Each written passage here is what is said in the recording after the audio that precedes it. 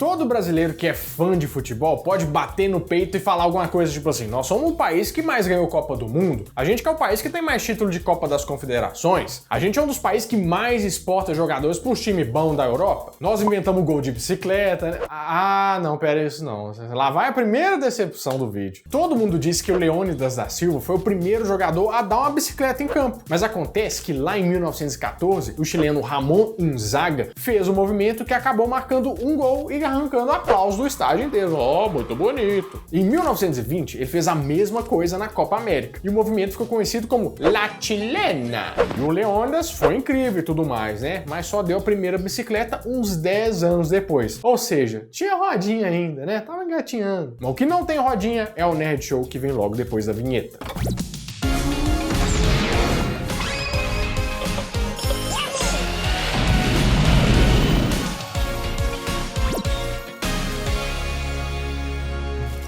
Fala, meus queridos amigos, como estão vocês? Vocês estão bom, né? Assim como a bicicleta não ser nossa ser um tapa na cara de muita gente, eu preparei algumas outras histórias que meteram a mão na cara do brasileiro, que tomou, que não viu. Oh, meu Deus, o que aconteceu, né? Você tá preparado? Então pega um lencinho e um protetor de boxe, né? E vem comigo. Então, vambora!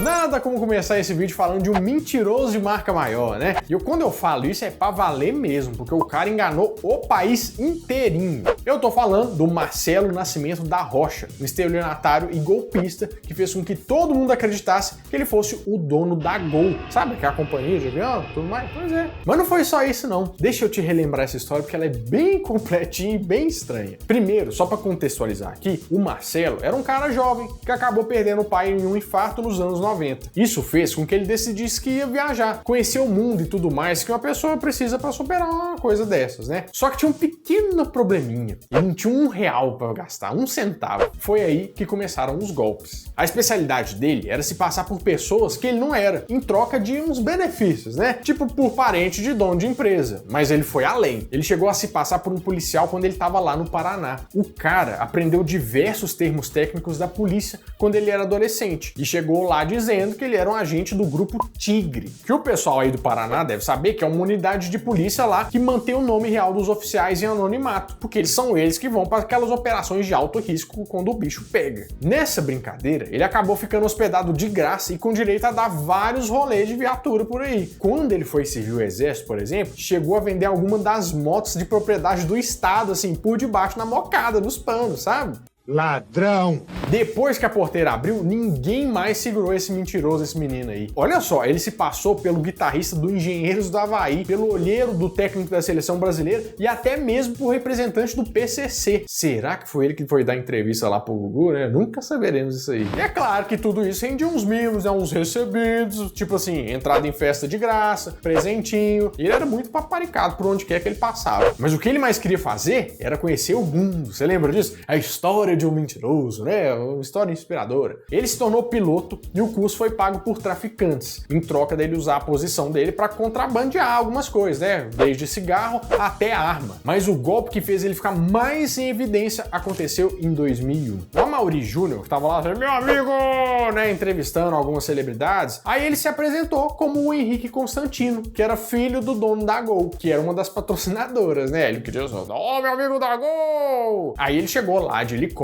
né, com 2 seguranças. Eu queria que vocês conhecessem o Henrique Oliveira, que é vice-presidente da Gol. Ele é filho do Constantino, que é o presidente, não é? Além do Amaury, ele deu várias outras entrevistas e fez amizade com algumas celebridades, tipo assim, o Marcos Frota e a Carolina Dickmann. Dizem, né, as más línguas, que ele até chegou a dar uns beijos em algumas atrizes, porque assim, carnaval, né?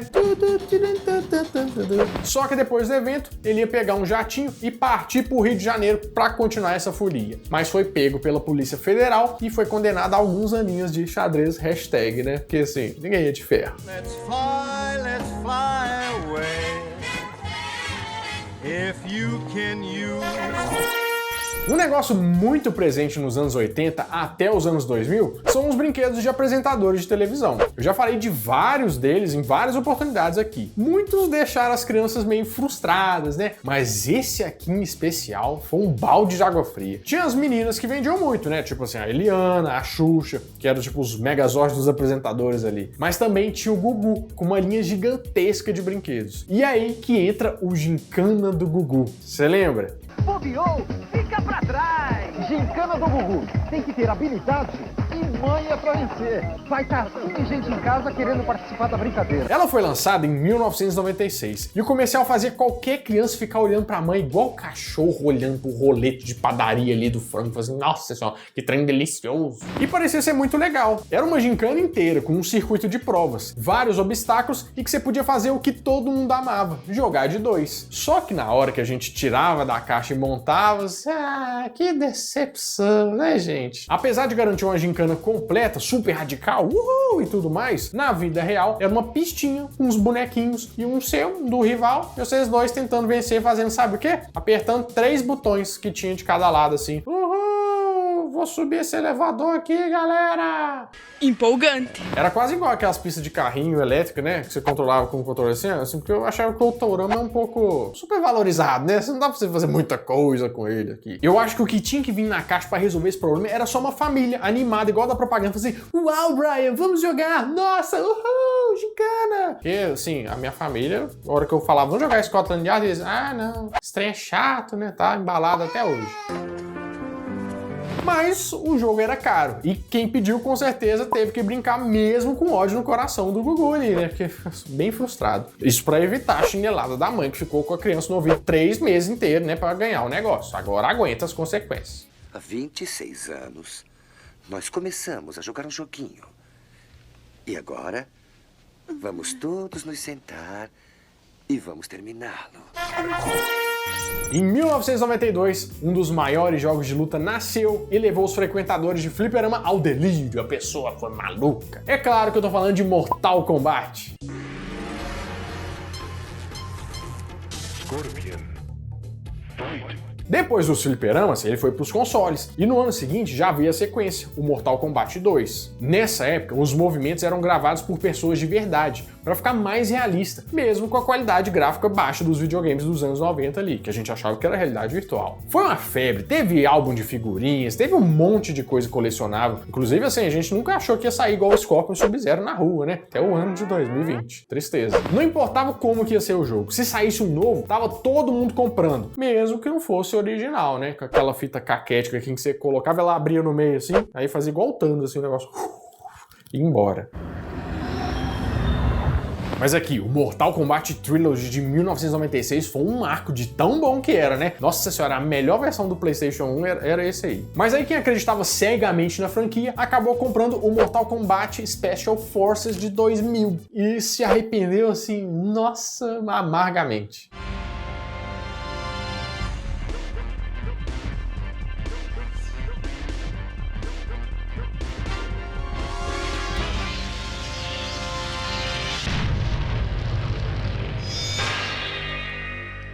Isso porque a gente estava acostumado com luta, sangue, pancadaria, né? A briga da vizinha, de frente da nossa casa. Mas nesse jogo de 2000, eles decidiram criar um jogo de fase, onde você podia controlar um único personagem. O Liu Kang? Não. O Sub-Zero? Não. O Jax. O Jax? Ele é da hora e tudo, né? Mas na época, nem era um dos personagens favoritos. Talvez se a gente soubesse um pouco de inglês, dava até pra dar uma tapeada ali, né? Mas eu também acho que os jogos não tinham muito inglês, assim, pra entender a história e tudo mais. Pelo menos esse jogo foi exclusivo de PlayStation 1, então não foi todo mundo que se ferrou. E se você chegou a tomar um Get Over Here junto com esse jogo aí, deixa nos comentários, né? Aproveita e Get Over Here! E salva um pão de queijo, meu filho. Porque olha só, todos os likes são contabilizados para salvar os pães de queijo dos maus tratos, né? São Paulo, destruindo pão de queijo. Rio de Janeiro, destruindo pão de queijo. Mas aqui, você pode salvar todos eles. Então, ajuda a chegar nos 2 milhões de inscritos, que é muito importante pra gente. E na época que o país inteiro acompanhava a novela, né? Porque era o que tinha, apesar das séries do Netflix hoje ser meio que novela, que nem aquela que matou Sarah, que é uma novela Maria do Bairro com peitinhos. Um dos grandes sucessos da Globo foi a novela América, você lembra? Eu nunca mais vou passar o que eu passei com a minha mãe naquele dia. Eu tô indo embora, Mari. Agora tá tudo certo. segunda, estreia a nova novela das 8, América. A novela tinha uma trama baseada no rodeio, né? Festa de peão e tudo mais, né? Tanto que a cidade de Boiadeiros, que aparece lá, foi inspirada na cidade de Barretos, no interior de São Paulo, que tem a maior festa de peão do Brasil. Quem morava lá em Boiadeiros era o Tião, que era interpretado pelo Murilo Benício, e para completar o parzinho romântico que sempre tem que ter, né? Tinha a Sol, que era interpretada pela Débora Seco, que tinha o sonho de morar nos Estados Unidos e acabava tentando ir de forma ilegal. Governador Valadares, mineiro! Tá falando comigo?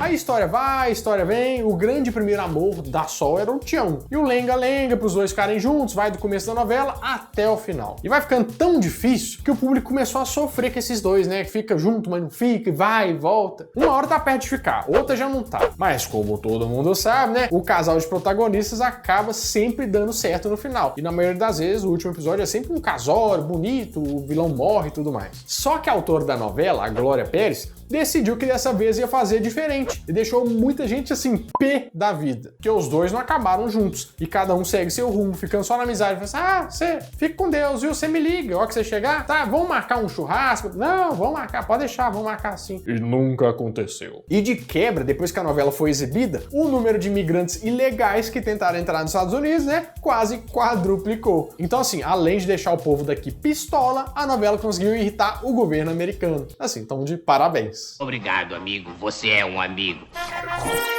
É sempre bom lembrar que os anos 90 foram abertos por uma Copa do Mundo, né? Que aconteceu lá na Itália, Copa do Mundo.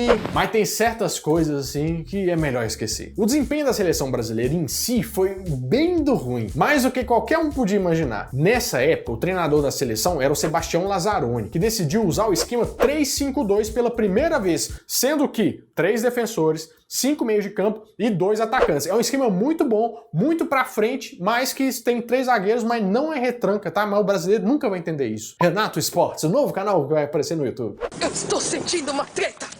E os grandes nomes de destaque eram o Tafarel, o Bebeto, né, e o Dunga. Só que antes mesmo da Copa, em um amistoso contra o time italiano de Umbria, a gente perdeu por 1-0. A gente era seleção, gente. Eles eram um time da 3ª, 4ª divisão lá da Itália. Mas tudo bem, né? A seleção tinha mandado bem lá na Copa América no ano anterior, e o Lazzaroni disse que aquele foi só isso aí, não. Isso é só um jogo treino, não chega nem a ser um amistoso. O que importava era a Copa de verdade. A gente ganhou, né, aos trancos e barrancos contra a Suécia, a Costa Rica e a Escócia. Mas aí que veio o Kamehameha na nossa cara. No dia 24 de junho, o Brasil ia enfrentar o seu arqui-inimigo histórico. Los hermanos de la Argentina, com a Fajor, sacando a Fajor em todo mundo, assim. Mais do que a Copa, era uma questão de honra derrotar a Argentina. Mas quem tem coração, lembra, né, que foi bem ao contrário, assim, ô tristeza. A gente perdeu de 1-0 pra eles nas oitavas de final, faltando uns minutinhos pro segundo tempo acabar. Esse jogo entrou pra história, mas claro que de um jeito bem negativo. Vermelho,